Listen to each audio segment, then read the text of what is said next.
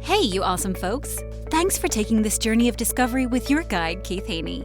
You're listening to the Becoming Bridge Builders podcast, your favorite podcast for everything from racial reconciliation to education innovation, justice reform, and leading change in the 21st century. This podcast is for people who love to be challenged with difficult topics, but want practical solutions to solve these challenging issues. Becoming Bridge Builders makes change possible.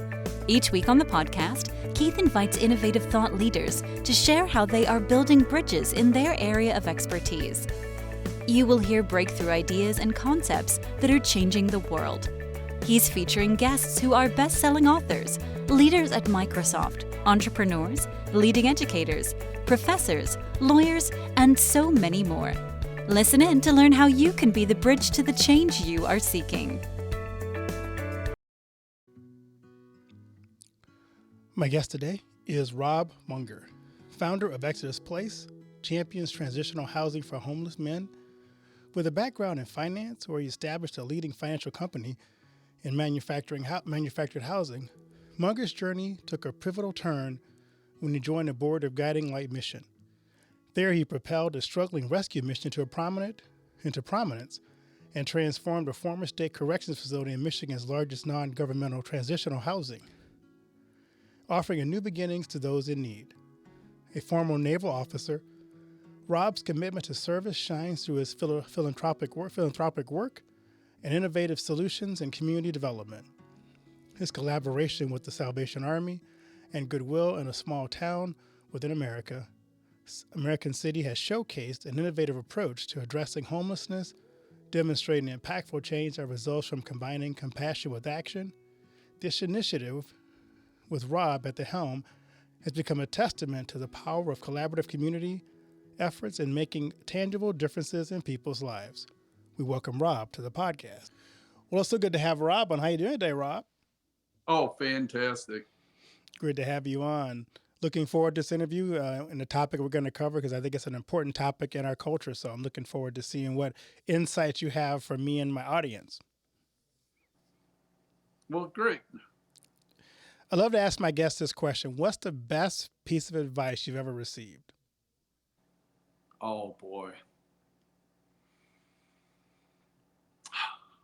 There's so many good pieces of advice I've received. Right now, I've been praying and meditating on, you have to walk your own walk. You have to be your authentic self. And right now, I believe, you have to have focus on compassion and understanding. So that's been my walk lately. So I think that's probably the best piece of advice I've had is just, you got to walk your own walk. I love that. Who shared that with you? Remember where it came from?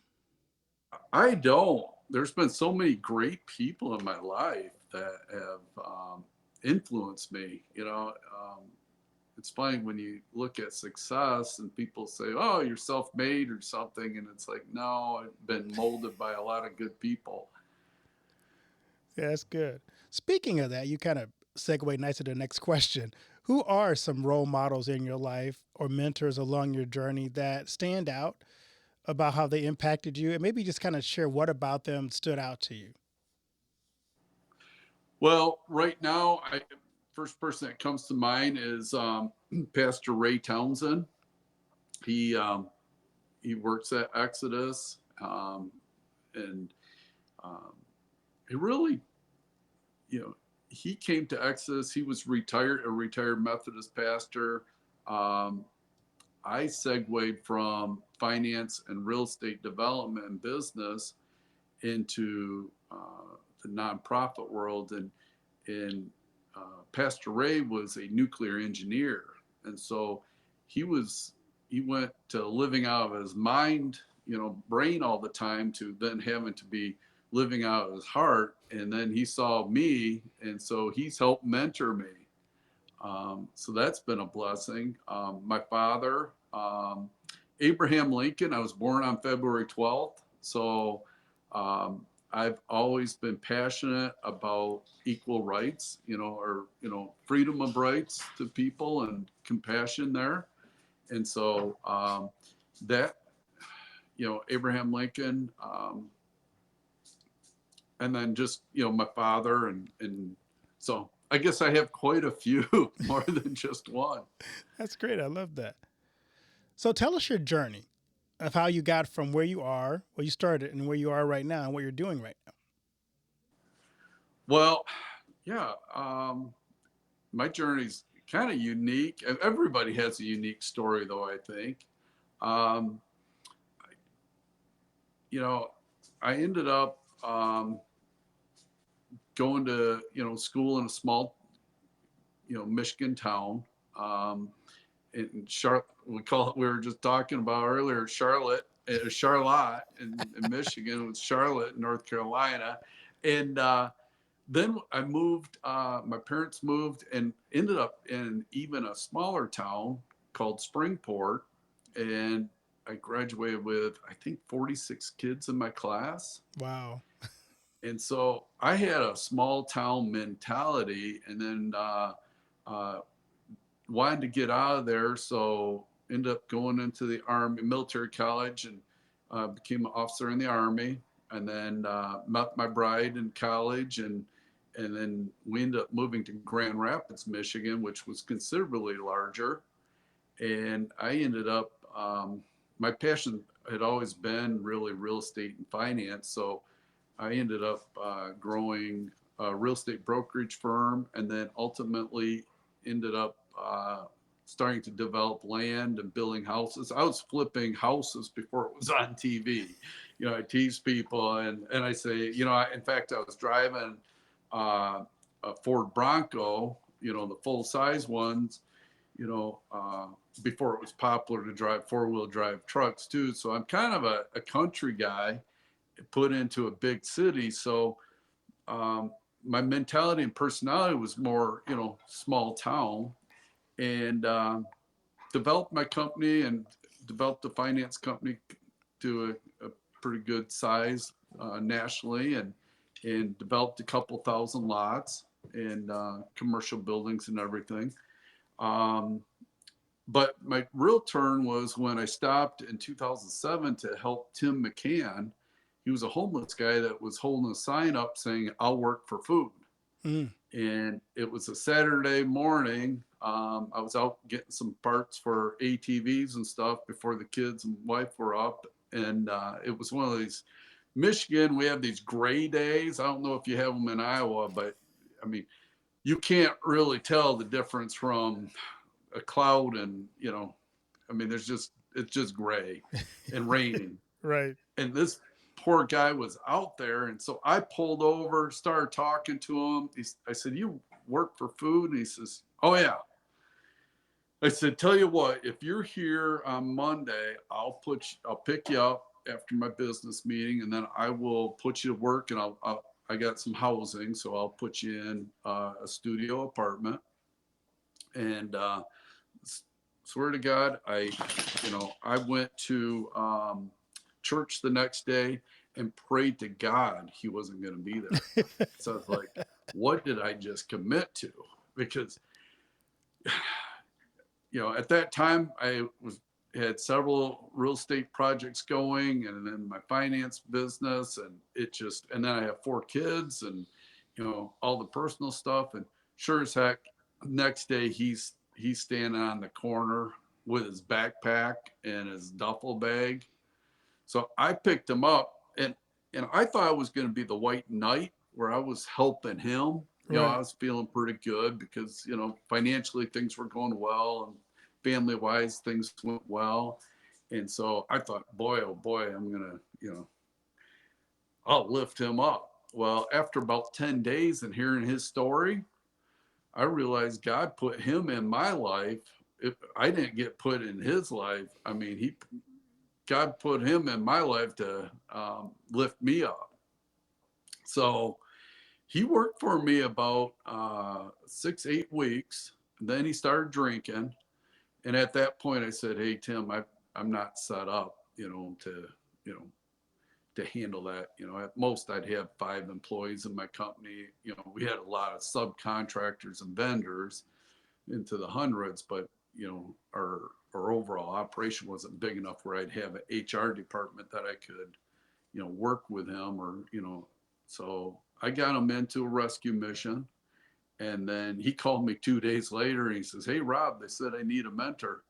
And, I'm not really super smart. I said, "Well, that's great." That part was smart, but I said, "That's a good idea." And he goes, "Yeah, I want you to be my mentor." And I'm like, no, no, no, no. I don't go downtown. At that time we lived on about 40 acres. And, I'm more comfortable on a Kubota tractor doing, projects. And even though I had bigger things, I always enjoyed kind of not going downtown big towns. So I ended up being his mentor, and which really was taking him to church every Sunday and, picking him up. And he'd have lunch with my wife and family. And then ultimately, the board of directors of the rescue mission asked me to be on the board, which I had turned them down 5 times. And then they had a luncheon, and like I'm pretty dang slow a lot of times, and they take me to this luncheon, and there's a guy that's doing his testimony about how his life's changed. And well, shoot, at that point, I I said yes. Okay, and my background, remembers finance. Right. I didn't ask to look at the P&L or profit and loss or the balance sheet. I just said yes. So it was a heart moment.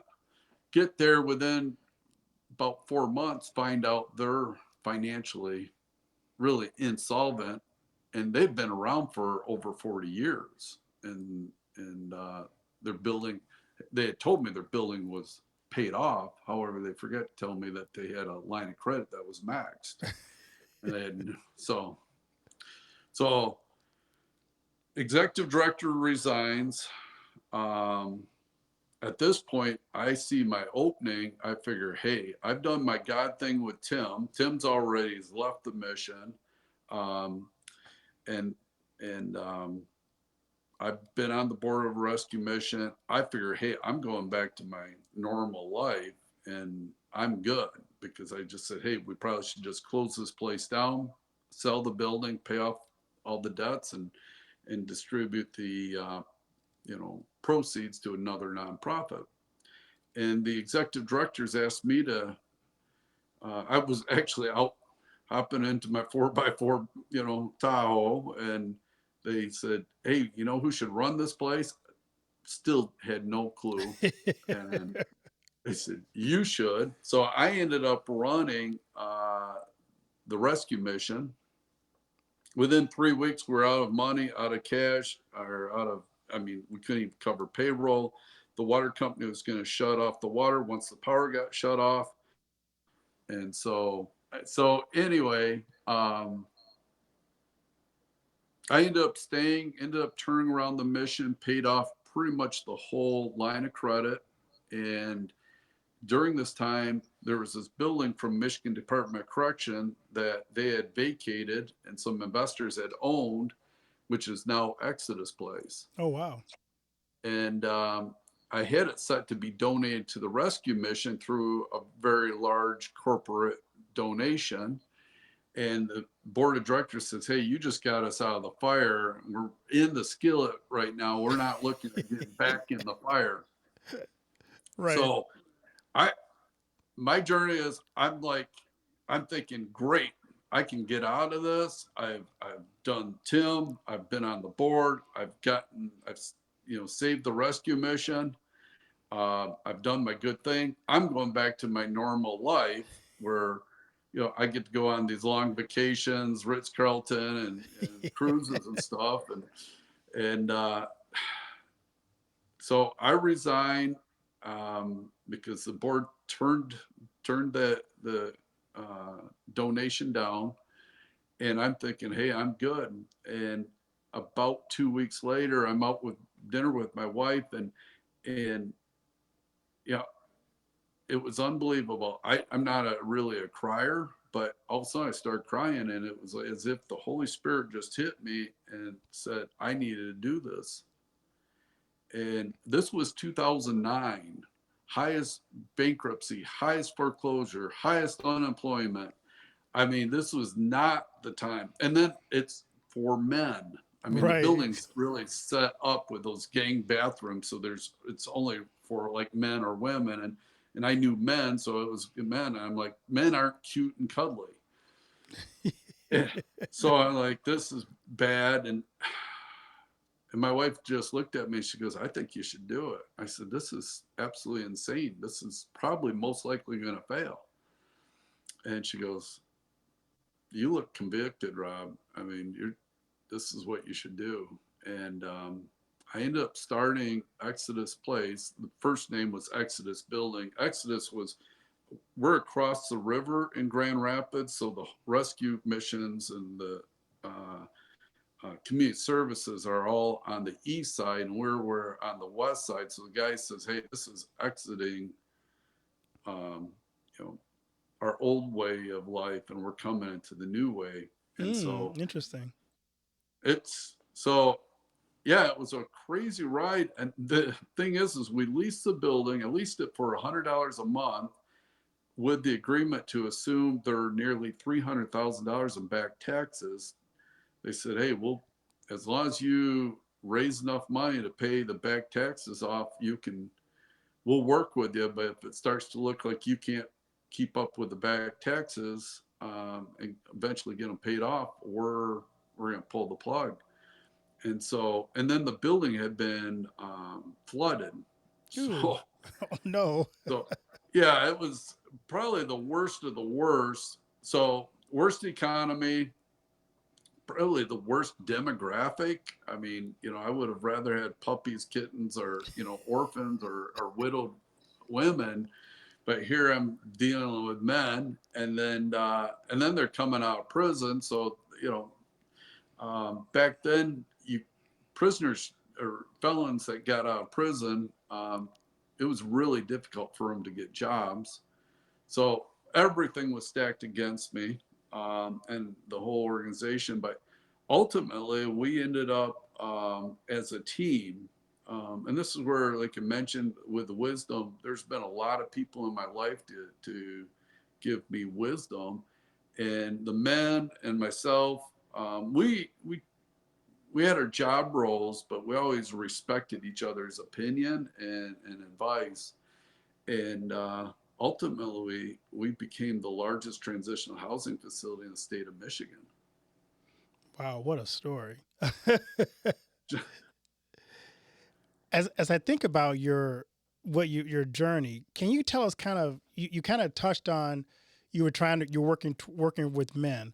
What is the mission Yes. of Exodus Place? If you were trying to find what are you trying to accomplish with those men? Because you had the trifecta: bad economy, um, working with men, ex-cons. I mean, there were so many things stacked against you. So what are you trying to accomplish with these men and trying to help transform their lives?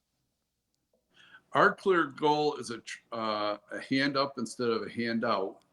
And with that, creating a foundation. Some of the foundational items is, um, one, there's no violence in our facility. Mm, If there's violence, you're removed. I mean, you can cuss every once in a while because of they're going through tough times, and so there's frustration. But there's no violence. And to today, right now, I think it's been over 2 years since we've had a skin to skin, where somebody's punched somebody. We have 135 men. It's hard to accomplish that at deer camp, with like right. 5 guys. So, but our mission is a hand up instead of a handout. So we don't fit not everybody fits our program. So if uh, you have severe alcohol issues or drug addictions, you're not going to fit our program because our program's more on the light side. We're working with you. So let's just say you're a heavy drinker and you say, hey, I know I have a problem and I need to start getting off of it. We have enough uh, help with our counselors and our pastors and our medical team to help, kind of wean people off that way. But we're not a severe addiction facility. Sure. As you think about what you're doing, there are a lot of misconceptions about homeless people, and I think you ran across it when you met your first homeless person. Yep. What are things that maybe society, when they see the problem, aren't getting or understanding about the homeless situation most people find themselves in? Thing that bothers me the most is the generalization. Um, I've heard home challenged, homeless, unhomed. They're all labels. Right. It and um, if you start calling the person by name, Jerry, Joe, Jim, and realize that they are actually a person, and not generalize, all of a sudden it takes on a different role on how you're looking at solutions.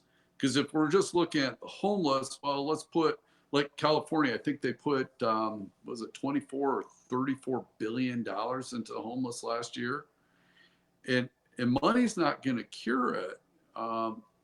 It assists in coming out with a desired outcome, but just throwing money at things, there's a lot of programs that are ineffective, that aren't getting measured, and they go, like, what I say, people that are not familiar with the lifestyle and the needs will create this program thinking, well, this will help them. Well, and then they forget to ask the homeless person, and it's a person, what they need. Right. Um, Good example, we got kind of got through a lot of rough stuff, and we're stabilized to a point where I said, hey, we have a nice budget, and we have a nice plan right now. We're not at risk of losing the building. I said, we're going to have a steak dinner. Okay, this is coming from me with a full mouth of teeth. Right. Guess what happened? I got so many complaints that I had a steak dinner. And these were all great, big old steaks, fillets, ribeyes, T-bones. They could pick anything they wanted. They could order any. They absolutely hated it. And I said, what's up? And they go, I got two teeth in my head, man. He says, how am I going to eat steak? And, and so, that disconnect. Right. So and that's where, I think if we focus on a relationship with the homeless and ask them what they need, we can help them far better and greater than what I can. If it's all in my mind of what's a solution, it's not going to work. But together, I keep finding, together we always find the best solution together, not just one person trying to impose my ideas and my thoughts on another person. So I can't get that picture out of my head. So our approach to homelessness is we're offering steak dinners to people with no teeth, and we're wondering why it's not working. That's interesting because I remember working with a particular community. It was all Hispanic, and working with a congregation who wanted to reach out to them. So they wanted to celebrate Cinco de Mayo with that community, thinking this is how we could relate to them. Well, they didn't serve what would typically fit a Mexican community. They served brats and sauerkraut. And I'm like, you talk about disconnect. It's like, that really isn't understanding your community. And I think it's really kind of a widespread problem I see whenever there is an issue in a community.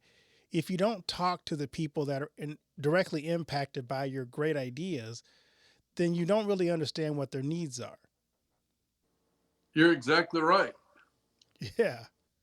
So think about just your community. What have you found to be the most effective way to help the homeless in the Grand Rapids area? Which I love Grand Rapids, by the way. I heard that I've been there a couple of times, and I know that you are now the microbrewery capital of the world. But that's a side note. Which Oh yeah. Um, I use rescue missions like to rest on John 3:16. and I rest on John 3:17. Christ came to have a relationship with us and not to judge us. And I'm paraphrasing that, but it's Right. pretty darn close. Um, our secret at Exodus is relationship. Every time that we try to just execute things more in a binary way, it's like, hey, this is what needs to get accomplished. Without a relationship, it fails. Right. When we start developing a relationship, and there's some, I mean, it's a difficult situation. We get some guys in that are severe bipolar, schizophrenic, and delusional, and so it takes a bit with our medical team, our case managers, outside case managers, to connect with that person. But relationship is the number one factor. It's you know, people say, well, you have a big building, that's easy, and they go, it's um, we can build all these apartments for the homeless. We can put them all in there, and it's going to fail. And people say, well, no, housing first, that's the right way to go. And it's like, no, you get somebody that's bipolar, schizophrenia, or has been homeless out in a tent for so long. Really, there's a lot community there, and then you isolate them into an apartment. The isolation gets so loud in their head that they leave the apartment and they go down to the soup kitchen or the rescue mission because that's where they're at. They're used to. So it's that relationship is more critical than housing. Housing, we can figure it out. I mean, housing, we have a classroom that's 20 by probably 35 feet long. I said I can put probably 30 people in there.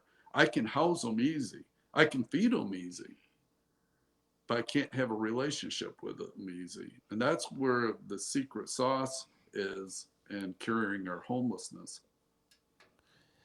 So as I think about what you're saying, it looks like we need to figure out a way to deal with individual needs, but we're not scaled to do that. Right. Excuse me. And so how do we I think we like the idea of like have just one mass solution, but we're not scaled for relationships. And so you're right, we're going to have difficult times understanding that every single homeless person has a different unique situation and circumstance. So if you had a message, I guess, for those who's like, this is something that's been on my heart, I've been watching it on TV, it's burning in my heart, what advice would you have for a community or a church that says, we want to do something with the homeless population? Where would they start? Um, Really meet one of the homeless peoples and find out what their name is. Um, Ask questions. Don't.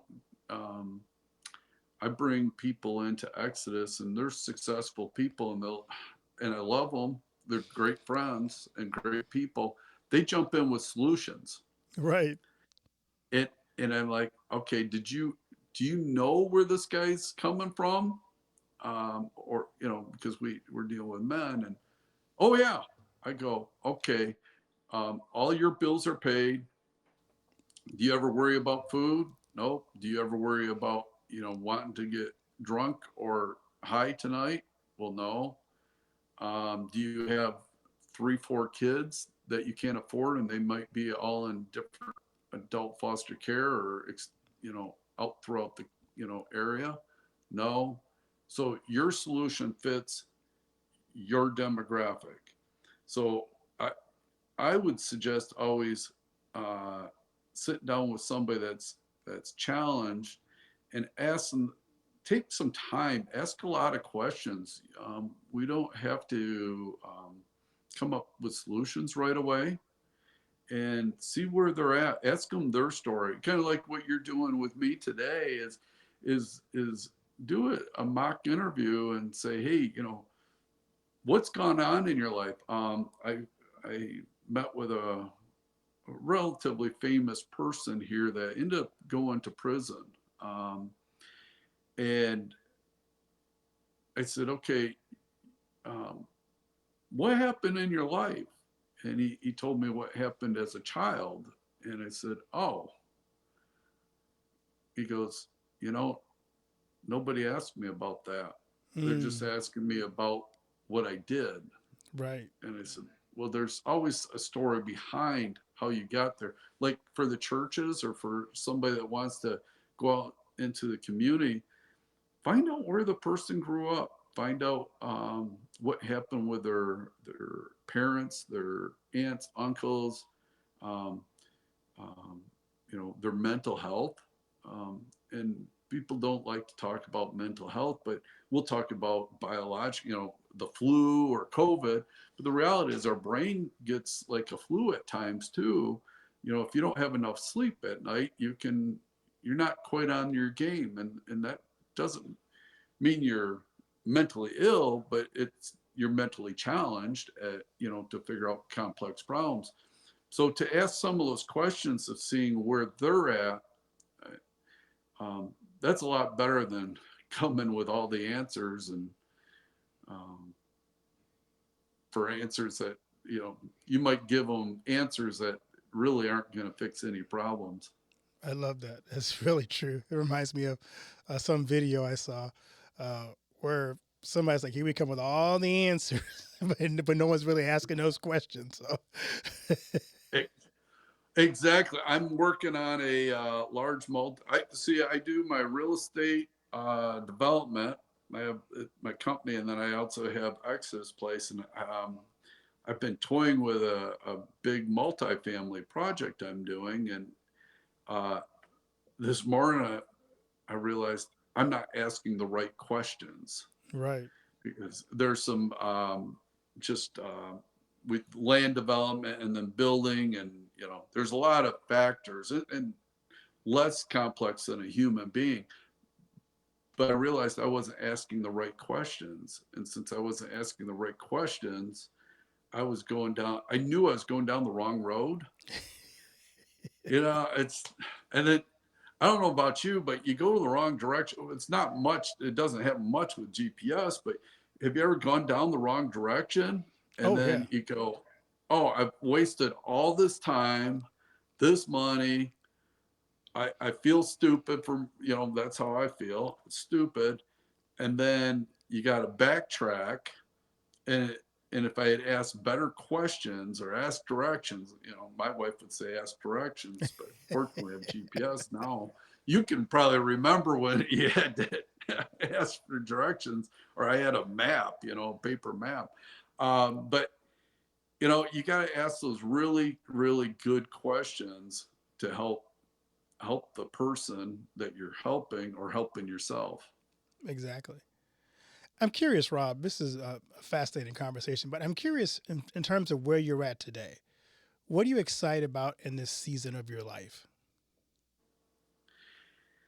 Um, I'm excited about our I'm excited about our current problem because I see our current problem is um, we have a lack of acknowledging humanity right now. Mm-hmm. People are hating on people. I mean, if I say one wrong thing, well, I don't like this guy at all. Right. Well, and hey, I'd love to go out for ice cream with Biden. I think Trump should probably be in the basement with some of his ideas and take his Twitter account or X account away. Um, there's something good in everybody, um, and and I can focus on the good and not focus on the bad. Um, we have to acknowledge some of the bad, but to focus on the good. And where I'm seeing things go, Keith, is we're getting such a huge problem with the cancel culture that I believe that it's going to ultimately change around where people are like, you know what, we're tired of this. This noise has gotten too bad. And I'm excited that humanity is going to really start coming back where people go, you know what, that person slipped up what he said. I know that person. He didn't mean that. And I'm not going to hate on him. And so I think our problem now with humanity being so commoditized and so, I guess, just spiteful and hateful towards people, I think it's going to get to a point where it's boiling over and people are going to start going back towards humanity and saying, you know what? It's just not comfortable to take that hate on and that, whether it's Fox, you get the Fox News camp, you get the MS, NBC camp. I mean, I think where I'm at right now that I'm super excited for is humanity come in and get some more understanding and showing love and compassion to people. And that would be a nice switch because it is getting a little tiresome. Oh, isn't it? I know. I've traveled to Europe the last couple of years, and and I was in Spain, Italy, Paris, London, the general person there that's just traveling, whether they're from the US or from native country, they're tired of the political and the news, and they go, and when you start talking to them and they go, we really just want to get along. Right.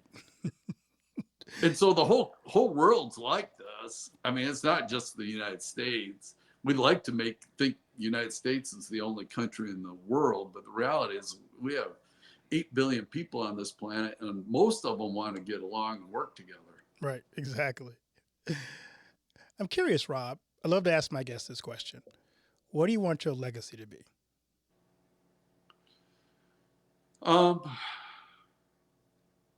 Helping the people, and it doesn't have to be homeless, really help anybody that I'm in contact with to become a better person so that they enjoy their life better and then make a positive influence on other people's lives.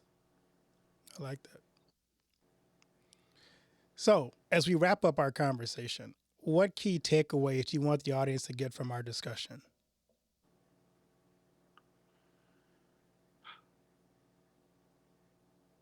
Look for the relationship with people, and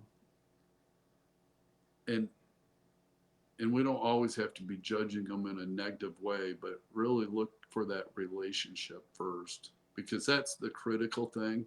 And if you're in business or nonprofit, it's funny, my businesses thrive because I focus on the relationship with my subcontractors, my customers, my tenants, everybody. I'm so focused on relationship and being a peacekeeper and trying to lift them up, that ultimately that relationship is, I mean, that's such a secret to my business right now and my nonprofit, is that relationship and seeing who they are. That's awesome. Where can people find you, and where can they find the Exodus Place to learn more about what your ministry is, and also if they want to talk to you, connect with you, figure out how they can do it in their own location? Oh, definitely. It's www.exodusplace.org, and somebody can fill out a contact form. Then I have my own personal website, which is Robb, ROBBMUNGER.com. And so you can check me out both places and just see what we're doing. And well, Rob, thanks so much for this conversation. Thanks for what you do, how you pour into men's lives and hopefully transform their lives and get them on the right track, because I think what you're doing gives us hope that we can solve a problem that looks insurmountable to solve. Oh, definitely. Thank you. I appreciate this, Keith. Thank you.